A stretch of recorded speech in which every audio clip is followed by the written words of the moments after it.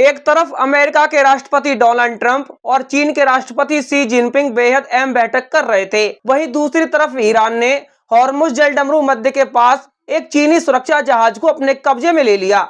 यह घटना सिर्फ एक जहाज की जब्ती नहीं थी, बल्कि इसके पीछे छुपे भू राजनीतिक संदेश ने अमेरिका, चीन, ईरान और पूरी दुनिया की रणनीति पर सवाल खड़े कर दिए हैं। रिपोर्टों के अनुसार यह जहाज एक चीनी निजी समुद्री सुरक्षा कंपनी से जुड़ा था और हॉर्मुज जलडमरू मध्य के पास मौजूद था। ईरानी बलों ने जहाज को रोककर उसकी जांच शुरू कर दी। यह घटना ऐसे समय हुई जब दुनिया की नजरें ट्रंप और शी जिनपिंग की बैठक पर टिकी थी, जिसमें ईरान संकट, हॉर्मुज जलडमरू मध्य और वैश्विक तेल आपूर्ति सबसे बड़ा मुद्दा था। हॉर्मुज जलडमरू मध्य दुनिया की सबसे महत्वपूर्ण समुद्री व्यापार लाइनों में गिना जाता है। दुनिया के बड़े हिस्से का तेल इसी रास्ते से गुजरता है। अगर यह रास्ता बंद होता है तो पूरी दुनिया में तेल संकट पैदा हो सकता है। यही कारण है कि अमेरिका और चीन दोनों इस क्षेत्र में स्थिरता चाहते हैं। लेकिन ईरान ने जिस तरह चीनी जहाज को रोका, उसने साफ संकेत दिया कि तेहरान अब किसी भी विदेशी गतिविधि को आसानी से स्वीकार करने के मूड में नहीं है। बताया जा रहा है कि जिस जहाज को रोका गया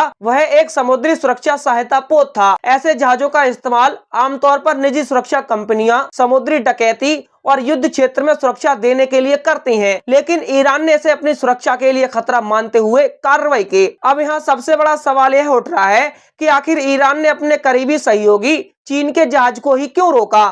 दरअसल पिछले कुछ महीनों में चीन और ईरान के रिश्ते काफी मजबूत हुए हैं। चीन लगातार ईरानी तेल खरीद रहा है और अमेरिका के प्रतिबंधों के बावजूद दोनों देशों के बीच आर्थिक सहयोग बढ़ा है। लेकिन इसके बावजूद ईरान ने यह कदम उठाकर दिखाया है कि राष्ट्रीय सुरक्षा के मामलों में कि वह किसी को भी छूट नहीं देगा। इस घटना का समय भी बेहद अहम था। ट्रंप और शी जिनपिंग की बैठक में मुख्य चर्चा यह थी कि हॉर्मुज जलडमरू मध्य को कैसे खुला रखा जाए। ट्रंप ने दावा किया कि शी जिनपिंग ने भी इस बात पर सहमति जताई कि ईरान को समुद्री मार्ग खोलना चाहिए। हालांकि चीन ने भी सार्वजनिक रूप से इस पर ज्यादा आक्रामक रुख नहीं अपनाया। अमेरिका और ईरान के बीच तनाव लगातार बढ़ता जा रहा है। कुछ समय पहले अमेरिका ने ईरान पर समुद्री नाकाबंदी लागू की थी। अमेरिकी नौसेना ने कई जहाजों को रोका और कुछ को कब्जे में भी लिया। जवाब में ईरान ने भी कई विदेशी जहाजों को रोकना शुरू कर दिया।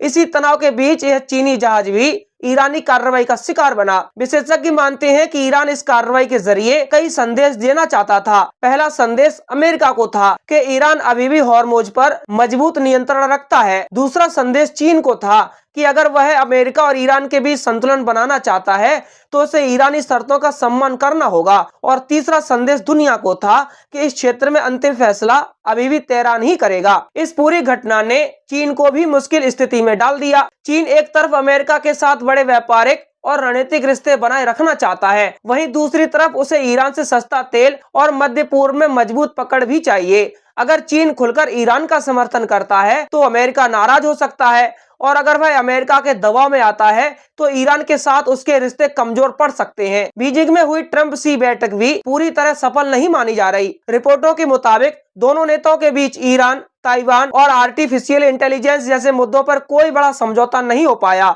हालांकि दोनों ने तनाव कम करने की बात जरूर कही। उधर ईरान लगातार यह दिखाने की कोशिश कर रहा है कि अमेरिकी दबाव के बावजूद वह झुकने वाला नहीं है। अमेरिका ने अप्रैल 2026 में ईरान के खिलाफ समुद्री नाकाबंदी शुरू की थी। इसके बाद कई जहाजों की तलाशी ली गई और कुछ को जब्त भी किया गया। ईरान ने इसे समुद्री डकैती तक कहा। इस तनाव का असर वैश्विक तेल बाजार पर भी साफ दिखाई दे रहा है। हॉर्मुज जलडमरू मध्य से दुनिया के बड़े हिस्सों का तेल गुजरता है। अगर यहाँ संघर्ष और बढ़ता है तो तेल की कीमतों में भारी उछाल आ सकता है।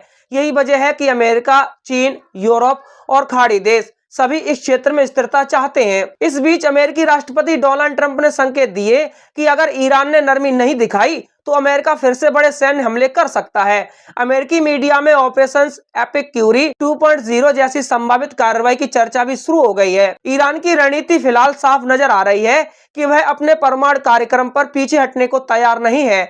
साथ ही वह हॉर्मुज जलडमरू मध्य को दबाव के हथियार की तरह इस्तेमाल कर रहा है। दूसरी तरफ अमेरिका चाहता है कि यह समुद्री रास्ता पूरी तरह खुला रहे ताकि तेल आपूर्ति सामान्य बनी रहे। चीन की स्थिति सबसे दिलचस्प है। वह सीधे टकराव से बचना चाहता है लेकिन अपने आर्थिक हित भी नहीं छोड़ सकता। चीन दुनिया का सबसे बड़ा ऊर्जा आयातक है और उसे मध्य पूर्व से लगातार तेल चाहिए। इसीलिए वह एक तरफ अमेरिका को नाराज नहीं करना चाहता और दूसरी तरफ ईरान से भी संबंध खराब नहीं करना चाहता।